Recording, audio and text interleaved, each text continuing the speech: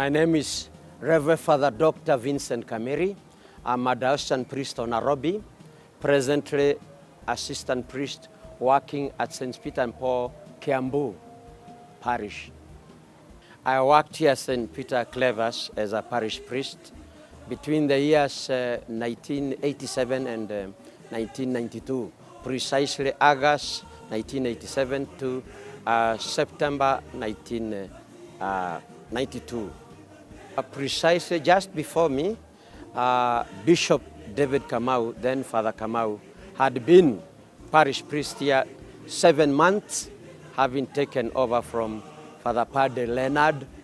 And then after I moved from here, Father Francis Boro then came after me.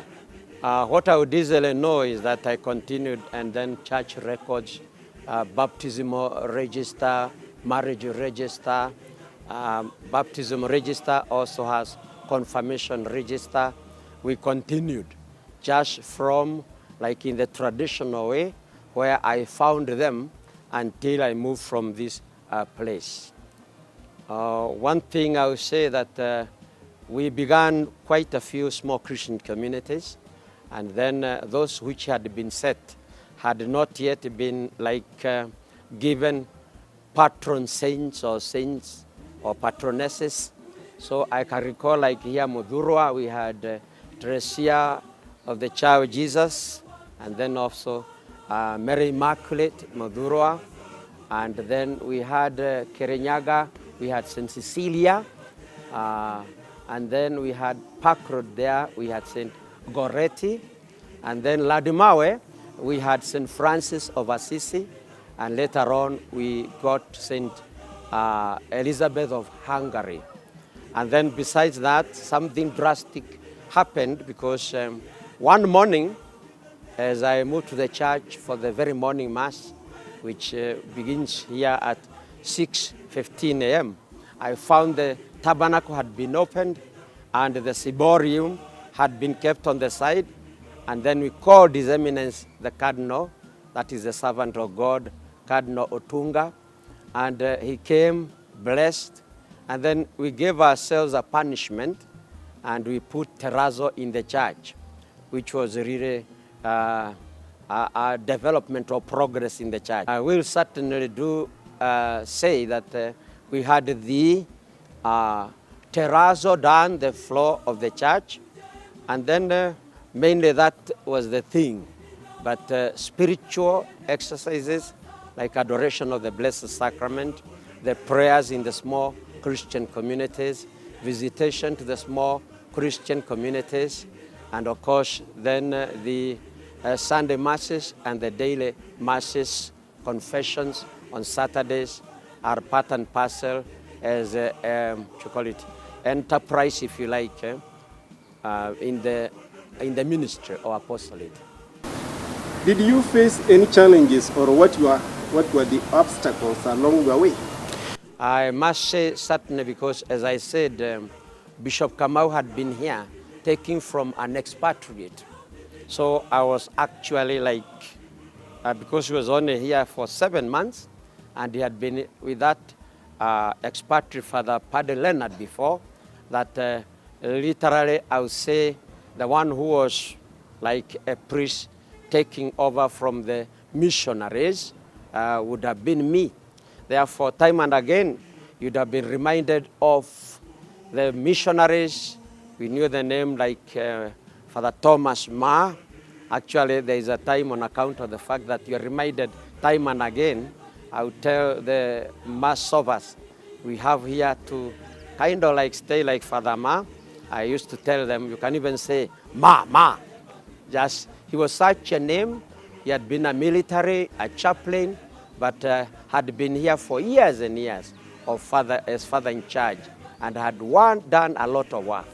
A great spiritual man, developer also, and I even remember we brought him once here. He was very old then.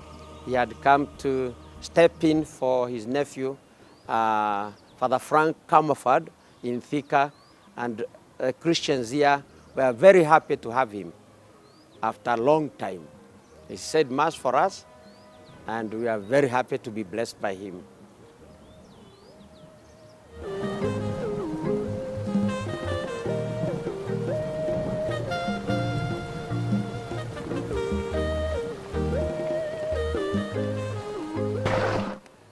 One thing concerning St. Peter CLAVERS is, like I have talked about, small Christian communities.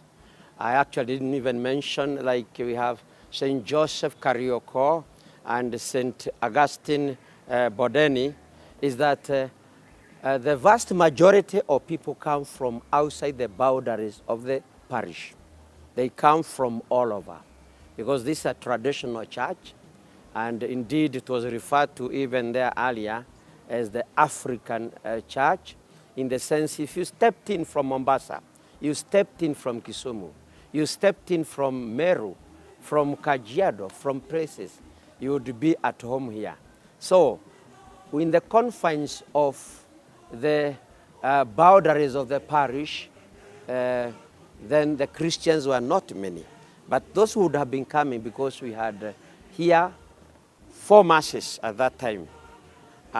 We had 6 a.m., we had 7:30, we had 9 and 10:30, and the 3 were almost full. I'm not very good at estimating, but you would say we had a congregation easily of 4,000, if not 5,000. Certainly, even now, there is no outstation. And before, St. Peter CLAVERS used even to serve places out. We hear, even Kiserian, and even we're like going to Mombasa. But during our time, and even up to now, there is no outstation. No outstation at all. In other words, all our masses were in the church, and then daily masses when we would be available at the small Christian communities, which were the number then, I would say, about 9. Like now, what I would say is, I have noted in time, we don't have small Christian communities here at Mudhurwa. It has now turned into a market, and even the others. But as I said, the vast majority of people come from outside the boundaries of the parish. That there was even one small Christian community, St. Vincent de Paul, Waja, meaning those who come from outside. If there can be like a way of taking more masses, since there are many priests here, there is already the education secretary, there is the assistant priest, there is even one in the army. If they can give more masses in small Christian communities, because this is a very traditional church, the devotional group, ecclesial movements like Sacred Heart, Legion or Mary, the youth, the choir, the CMA, and the CWA, Catholic Women Association, would be getting more and more apostolate, more seminars, more workshops, although really, as you know, since the structure is from the parish to the diocese, even the national level, those meetings do happen. But a lot of apostolate can also be extended to them. The PMC, Pontifical Missionary Childhood, who are doing wonders. Even somebody has described them as really the central bank of the church. God bless you. Thank you. Kila la heri na baraka tele. Na katika kazi yenu na yote mbarikiwe. Be blessed. Thanks.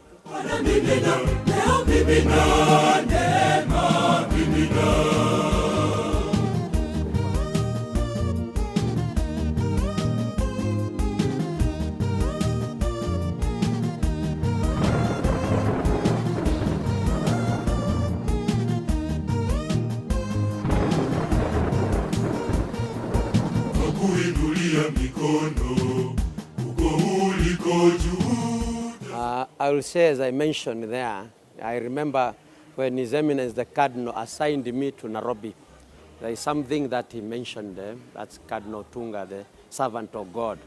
where you go, this is in a cosmopolitan city. Therefore, you'll be serving many tribes together. When you are with them in the small Christian communities, like one area would be Kikuyus, others, Luos, others Luyas or mixed up. And then there would be like the one I said what happened when I was here, 1990, the killing of Dr. Ouko. You could feel you need a dialect, not to call it, a balancing act, that you are not caught in this or the other. And as I mentioned also earlier there at St. Francis Xavier, the Umil Kagar, Nane Waboy Otieno, and you could even get like, there can be uneasiness in the church, but you know how to balance it.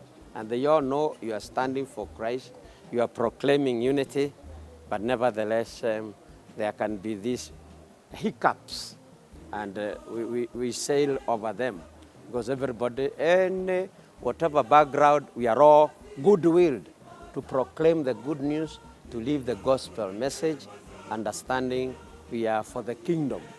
We are destined to the same place. That the vast majority of people come from outside the boundaries of the parish. Yeah. So I recall at one time when you mention a certain thing to be done or certain jumuiya to be leading in the church activities on Sunday, others felt left out. Yeah. So there was an accommodation because those people themselves came up with an idea of, let us have a small Christian community called Wanja. W-A-J-A, meaning they come from outside. Then I, being Vincent, they picked my name. That's right. And they said, well, let it be St. Vincent de Paul, Waja. Yeah, that's And right. it had the vast majority of people.